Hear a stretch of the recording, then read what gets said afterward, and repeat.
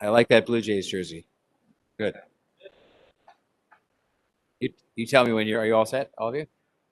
Okay. Good afternoon. I'm going to have some remarks today, both on Summerlicious, which is why we're here, and I'll also have some remarks with respect to COVID-19. But I do want to thank everybody for joining us today at the Chef's House at 215 King Street East. And I'm very pleased to be here with Deputy Mayor Michael Thompson, who's in charge, of course, of economic development and culture and community, and does a great job promoting business in Toronto, and Chef John Higgins, who's the director of the George Brown Chef School. And I should also acknowledge the president of George Brown College, who's hiding, I think, behind a pillar over there somewhere, Dr. Gervin Fearon, who is someone who's come back to Toronto to head up George Brown College, one of our preeminent post-secondary institutions, and he came back from a very successful stint at Brock, and we're just delighted to have him back, and I'm sure he's going to be a great leader, as he has been throughout in our post-secondary education system. And I want to thank Chef Higgins for there we are for hosting us today, and all the staff and students of the George Brown Chef School. And I should just say that I didn't know this, but I now do. And I would say to people, if you're looking for a place to come and try out, you can come and actually eat lunch and dinner here during the school year. And of course, it helps the students to get some experience. And I gather they do just an excellent job. This place is really a hidden gem in the city. It's a place where we're cultivating the next generation of culinary talent, which George Brown does so well, but also at the same time offering you a chance to come and sample the fare here. And I'm excited to be here today as mayor with Deputy Mayor Thompson to announce the return of Summerlicious, Toronto's favorite summer foodie event. Now, it seems early to be doing that because we're not at summer yet. We're barely into spring. But this program is one that it requires people to sign up, and the sign-up period starts very soon, as I'll outline. And we've changed the dates a little bit at the behest of the industry, because this is an industry that has suffered greatly during the pandemic. They really have. And so we're trying to do everything we can as a city to take the solid foundation that they represent. We're known all around the world and here for the quality of our food in our restaurants, and to help them during what is sometimes a slower period for them to help get back on their feet. In the years since this program started in 2003, the restaurants that have participated have served more than $7.9 million meals, and generated in the process $353 million in economic activity for the local restaurant industry. So we know the program works, and we know from all those visits that people like it. And so after a 2-year hiatus, like a lot of things, it's coming back. And it's all part of the sign that we take that the city is recovering from the pandemic. And certainly it's a top priority of mine to keep moving that recovery along. And this summer is all about how we can support our local Toronto businesses and make sure that our beloved restaurant industry has a fair chance to get back on its feet. And so I'll probably repeat this 2 or 3 times during my remarks today, but please dine local. Please do everything you can. Think of every opportunity you can to support the local restaurant industry. They were hardest hit, probably among others, but they were hardest hit by the pandemic because many were closed for so long. But now they're back. We're back as a city, and I think we can all help them to recover by patronizing them, but also by participating in something like Summerlicious. We're also seeing the return of big events. We've talked about that earlier on, and this too benefits restaurants. We're moving forward with our successful Cafe TO program, which directly supports restaurants and the restaurant industry. I think we're counting on hundreds, literally hundreds of participants in a Cafe TO. So Summerlicious will return on August 12th to 28th. And this is another way that we can continue that support and encourage people to dine out, and to dine out often. And this year, our focus is going to be on making it easier for restaurants to participate and to encourage more residents to dine in and to celebrate the city's amazing culinary scene. After a very difficult 2 years, we want to make it as easy as possible for restaurants to take advantage of this program. And this is part of the focus we have, part of the focus that I have and the Deputy Mayor has, on making sure that we can have as strong a recovery as possible to help restore the health of this industry. And the restaurant industry and the hospitality industry are an important building block for the recovery of the city and the recovery of its economy. So we've streamlined the program so that it's easier to sign up, and we want to limit barriers to participation, and that's one that we can do, which makes it easier to sign up. And we're also making sure that this summer, the program is open to more restaurants than ever before. We got feedback from the industry because it's the most important place. This is all about benefiting them and allowing people to have a good time. And we've made some changes, and the changes came from the advice we got from the industry. The new timing I mentioned, this year it will run from August 12th to 28th. No fees. People said even the fee was a barrier, and especially now people would understand that a fee to participate in the program is a barrier. So we've waived the fees. We've offered more flexibility to the restaurants so that they can have different sets, menus, and price points that still don't stray too far away from the original point of the program, but it'll give them some more flexibility. And we have simplified the application program, tried to get rid of the red tape so that restaurants can just sign up. They don't have time for a lot of paperwork that involves City Hall, and quite frankly, we don't have time as we try to move the city towards recovery for a lot of paperwork either. So the startup time, in order to make sure that this happens smoothly and that it happens in a way that allows us to just get on with a very successful program, starts next week. Applications will be accepted from April 14th through to April 29th. And so that's why we're here today, because the application period will only be 2 weeks.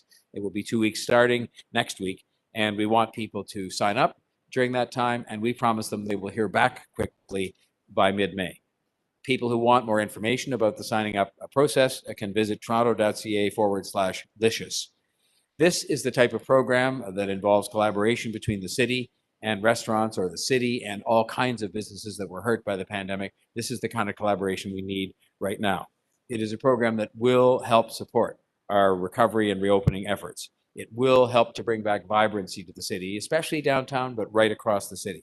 And most importantly, it will help, as it has for years and years, to drive business to local restaurants. Toronto is home, and I think we often underappreciate it.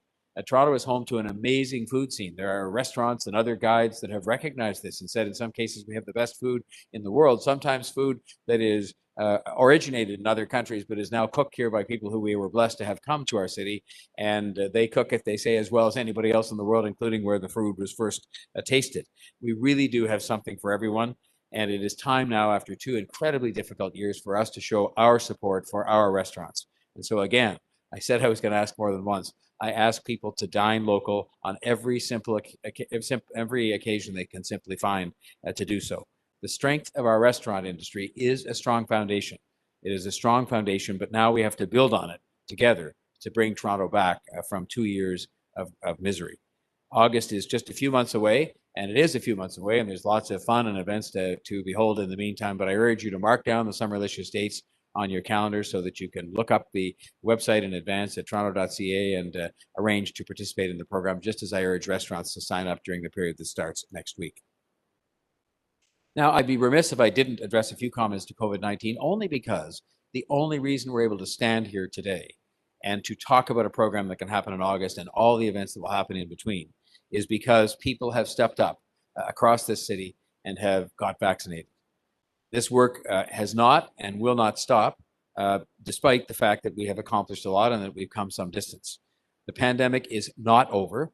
It is not over. And the Team Toronto vaccination effort, I can assure you, is definitely not over. In fact, we're just beginning another chapter, another important chapter in that effort. We know there remains more people who need their first or second or third dose, and we are continuing to work at that. It is a more, we have to have patience now to be doing that, almost street by street, home by home, person by person, but we're still doing it because we understand the importance of people getting vaccinated. The Vax and Ride campaign, one of the latest initiatives we undertook, is going strong at TTC stations today and on this weekend. And so far, more than 1,000 people have been vaccinated at the Vax and Ride clinics on the TTC. And you know, that number doesn't sound like a lot compared to some of the numbers we were posting earlier on. But if you think about it, 1,000 more people got a first, a second, or a third dose.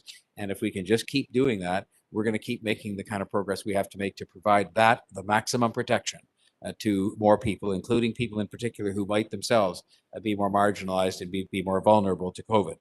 We are now moving ahead with our plans to deliver fourth doses to our residents.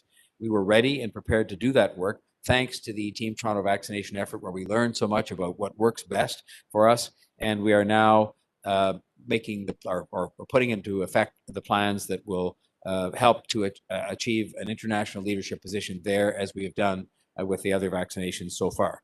So as of now, eligible residents 60 and older, as well as First Nations, Inuit, and Métis people and their non-Indigenous household members age 18 and over, can book an appointment at our city immunization clinics to get a fourth dose, as long as their third dose was 5 months ago. As 5 months have passed since your third dose, you are now eligible to seek an appointment in the same means as before through toronto.ca to get an appointment for a fourth dose if you meet the other qualifications as well. Thousands of appointments are available at the 5 City of Toronto immunization clinics in this month of April alone. We know, just to tell you where we start off in terms of that first target group, that there are 26,000 Toronto residents aged 60 and older who are eligible to book a fourth dose appointment right now, based on the date on which they had their third dose, which would be November 6th, 2021 or earlier.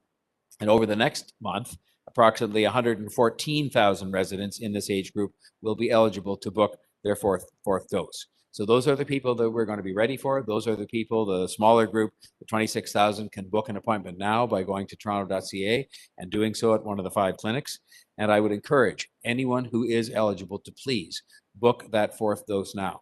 This is something that is going to give you the very best protection based on the expertise of the people who advise us on these things against this virus and help us to protect the progress that we have made.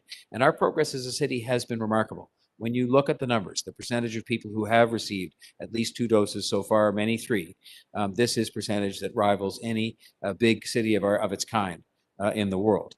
And the COVID-19 vaccines continue to be the best protection possible against this virus. If you combine them with the kind of careful practices we've all followed for many months now, getting vaccinated will help us to move forward with recovery of the city and to protect all of the gains that we have achieved together. And sometimes they've been very hard-fought gains indeed. That is what I am focused on as mayor, protecting the gains, protecting health, moving forward together. And if we do all of that, that in turn will lead to us moving forward economically as well and making sure that we can have prosperity for all of our people. And that in turn will allow us to enjoy things like Summerlicious and all the other fun things that we have to look forward to this spring and summer. I am so looking forward to August and to seeing all the options that are available at this year's Summerlicious to come back to where we started. And once again, I encourage restaurants to sign up. The sign-up period starts almost right away to participate. And I encourage our residents not just to participate in Summerlicious when it comes around in August, but to please, again, third time lucky, please dine out and dine local as often and as much as you possibly can over the course of the coming weeks. I would now like to turn the podium over to a very hardworking chair of the Economic Development Committee and someone who's very committed to the well-being of all of these smaller businesses, but in particular to the well-being of the restaurant and hospitality industry, and that's Deputy Mayor Michael Thompson.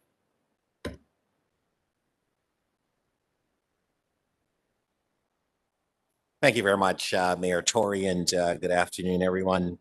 I'm delighted to be here at George Brown College. I want to also acknowledge Dr. Gervon Ferron and Chef Higgins and the team that are here for allowing us to be able to meet here today. The mayor has illustrated very focus on why we are here and so on, but I also want to thank the young students that are here because this is all about enology, right? Food and the opportunities that it brings to us all. We need to ensure that the ecosystem works in our best interest. The young students here that Chef Higgins and others are training to be part of this ecosystem because it's about an experience. It's about an opportunity to be able to enjoy the culinary delights, to sample the flavors and to have the overall joy of people coming together and so on. So as we begin to return to normal, it is actually wonderful to be able to dine at our favorite local restaurants once again with your friends and families and having those experiences. As the mayor has indicated, we have food from all over the world that are actually made here in Toronto. And in fact, the Licious program, Summerlicious, makes it really easy for people to have those experiences. And an added bonus, as the mayor has indicated, there is no sign-up fees and restaurants can participate. It's that ecosystem that we want to ensure works for our best interest, or works for everyone, to ensure that people have a great time and have fun and just enjoy the food, the flavor, just to enjoy the experience that is just so Toronto in terms of the culinary experiences and so on. And so Toronto has a very impressive culinary hub. Whether or not it's to the east, the north, central Toronto, or to the west. Every place has those areas in this city where there are unique restaurants, where there are unique experience, dining and food experiences and so on, whether or not it's something that's quick. But speaking to the Licious program, it's an opportunity for us to, to be thankful that we are back, and we're encouraging everyone to go out and participate in the restaurants, but also that structure, that foundation that's provided by George Brown through the training and other institutions that offer this opportunity. So the sous chefs, the servers, and so on, that are part of this system that really makes it work to give people that wonderful experience that they want and need, and that the mayor endorses and supports. And Chef Higgins and others are ensuring that that next generation have the training, the skills, the experience to be able to provide that positive experience to those who are going to experience the varying flavors and tastes that exist in our restaurants and so on. So we have, great opportunities for people to get out and to experience and to really enjoy themselves in this great city. We've been through so much in the last 2 years, and this is an opportunity for us to rebound. And as the mayor has indicated, the sector has been so fundamentally affected by COVID. And this is an opportunity for us to not only support the sector, but to support our system, to support the economy, to support the young people, to support the people who have invested their hard-earned dollars into this business and so on. So I want to make sure that we encourage Torontonians to take full advantage of the 17 days that the mayor has spoken about, that this event will continue for, and to support the amazing local restaurants and the programs that are in place throughout the year. It's not just the 2 weeks. It is 365 days a year that these restaurants are open. We want people to sort of enhance their experiences that they have, to support, because those restaurants, those facilities are waiting for you with well-trained people, with menus that are delightful. The foodology, it's such an amazing experience in this city, because as the mayor has pointed out, people come from far and wide to sample the flavor, to taste what our restaurants have to offer, to speak about the amazing treats and the amazing experiences that people are having in our restaurants. It's really important. Our business community, though, can play an important role. We know of the challenges and the difficulties that the industry has gone through. The Licious program is an important program for our sector, for the city of Toronto, and it is extremely critically important that we get support for the industry. The city of Toronto is looking for industry sponsors to help us to invest in the Summerlicious program 2022, to support a strong recovery and to revitalize Toronto's restaurant scene, and to generate the economic activities that this sector has delivered on. The mayor has indicated some 9 million plus meals, some $300 million over a 19-year period. That is something that's remarkable, because Summerlicious was founded to respond to a need in the city where we have a very slow period in the sector.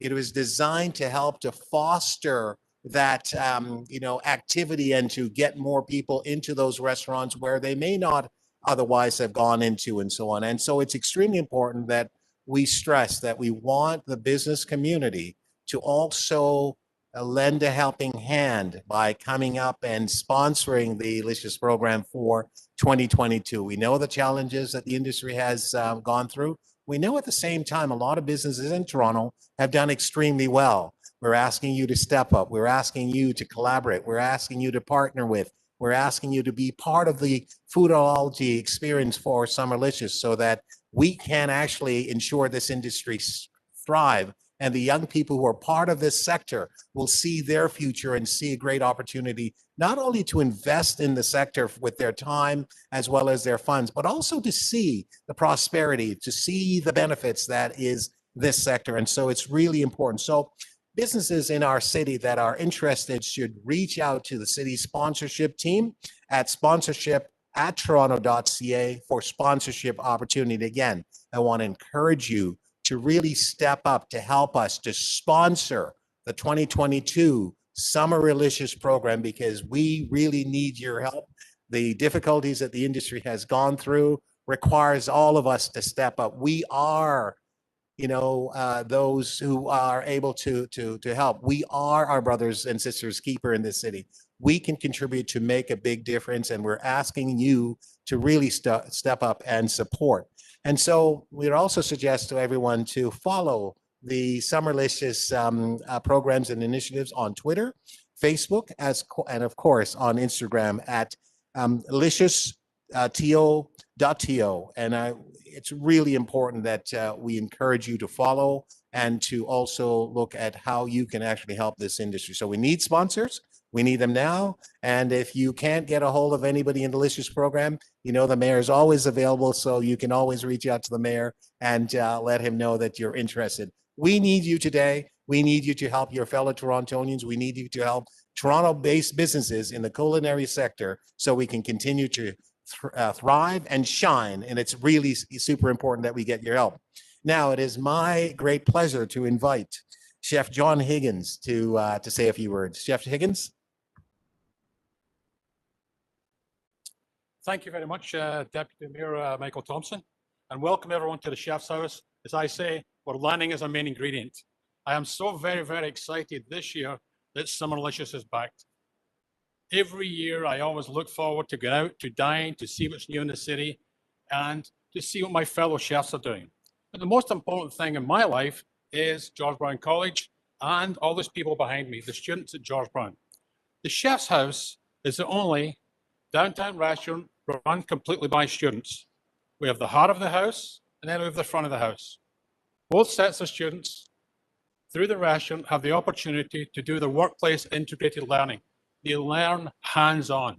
It's vibrant. It's everything that you want to see in a restaurant. Every guest that comes through our doors expects the same as they go to the Four Seasons, the Ritz-Carlton, or a local restaurant that you're around the street. So what we're trying to do here is to ensure the students have the wonderful learning experience. Through Summerlicious program, we do a lot of covers. It's high-paced. We never stop. But the most important thing is the respect for each of the student groups that we have. It's great to have a chef in the kitchen. But the same thing, if you don't have someone out serving, taking that table, good morning, good afternoon, how are you? Presenting the plate that the chef, he or she has made. And then when you go out the door saying, thank you for coming, thank you for participating and supporting our learning through Summerlicious. Well, the Chef's House, we opened the Chef's House in 2008, and we've served over, wait to hear this one, 160,000 meals. That's 3 Skydomes. So you can imagine the amount of learning that's gone on here in the last few years, and it's all about the students. Also, we have graduated almost 4,000 students through this program. So again, our grads go all over the city to some amazing restaurants, and we only give them a taste of what the opportunity is. So again, they're looking forward to do the Summerlicious program. I encourage all my fellow restaurateurs, hoteliers, get involved, be part of Summerlicious. We need this shot in the arm. We need this heart to beat again. It's been taken away from us. We need to get out there and really push the envelope. And with Summerlicious program, with all the people behind it, it's going to make a difference to us. We need to get up and step up to the plate, just like the Blue Jays are going to be hitting that home run today at the Rogers Centre. We need to do the same with our food and beverage in the city. It's that simple. Also, I'd just like to say congratulations to our deputy mayor and for our mayor for doing the little their cooking demonstration there, making some scones that the students made earlier this morning. And I think they're with hopefully the President Ferran agrees with, we may give them a little certificate to say they've passed the Summerlicious cooking school at George Brown Chef School at the Chef's House. So I'm sure we can arrange something like that. But again, our business is all about, the restaurant business is all about first impressions. It's about walking into a restaurant, how you're greeted, how you're looked after. It's the simple things. Anyway, I'm very happy today. It's a pleasure today to give both the deputy mayor and the mayor a chef jacket with George Brown College. So I think that we call in hospitality first impressions, and they'll last forever. This is a little story with now you're a chef. Holy smokes, you've been promoted. Never mind. You may as well be Prime Minister as well. Anyway, a good few years ago, it was about 2006, I was asked to do a cooking breakfast for 500 or 600 people. It was for a charity. It was a lady who was in a wheelchair called Louise Russo. And it was on a Sunday morning. It was hot and humid. It was just one of those terrible days in the summer. Anyway, needless to say, people came and says, we'll get some help for you. Anyway, it was this John, and I can't remember his wife's name. Anyway, we're doing scrambled eggs, we're doing bacon, we're doing sausage, we're doing pancakes, and it was sweating. I mean, I was bad, and we sweated and we sweated and sweated, and we looked after the community. Anyway, then I found out about 3 weeks later, I was watching television, I seen this gentleman, I says, that's the guy that was helping me doing the breakfast. Anyway, from that day, that first impression is lasting. And every time I see the mayor, I thought, he is someone who can get his hands dirty. So I was totally impressed. And I'm so even more impressed today, I can give you a part of us to wear a George Brown chef jacket. So thank you, thank you, thank you.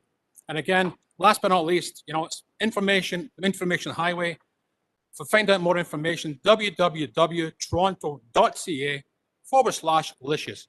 Come out, support, and rejuvenate our industry. We need it, and have a great time. So thank you. Mayor, back to you.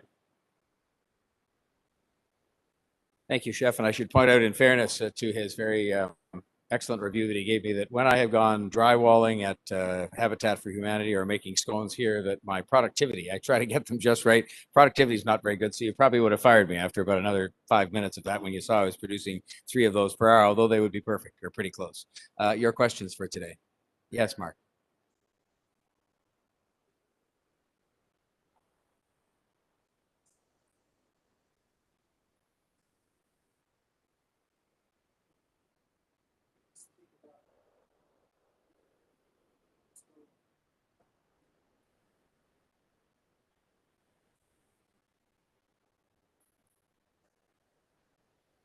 Well, Kristen Wong Tam was a very dedicated public servant. She served on council before I became mayor, but I was certainly aware, as any Torontonian would be, of her immense commitment, for example, to a whole bunch of issues, a lot of them related to the downtown, but also related issues of equity, 2S, LGBTQ, 2S plus issues, equity issues. She was really just someone who fought hard on those issues. And so her presence in that role will be missed.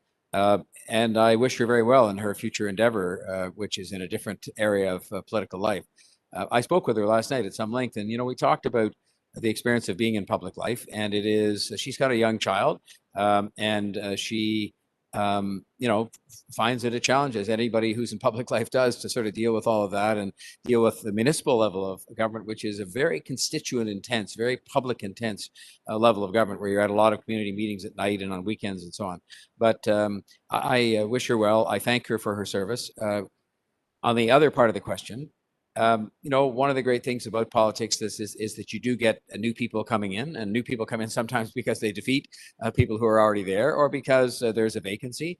And so while these 2 councillors, Kristen Wong Tam and Joe Cressy, are both giants that have, really sort of served the downtown well and presided over a lot of its change, I'm sure there'll be people who will want to be at Toronto City Council. It's a very exciting place to be in a city that is, the envy of the world in many respects, and we've just got to keep it that way. So I don't want to diminish their contribution at all, but I'm sure people will come along who want to compete for the privilege of serving at City Hall.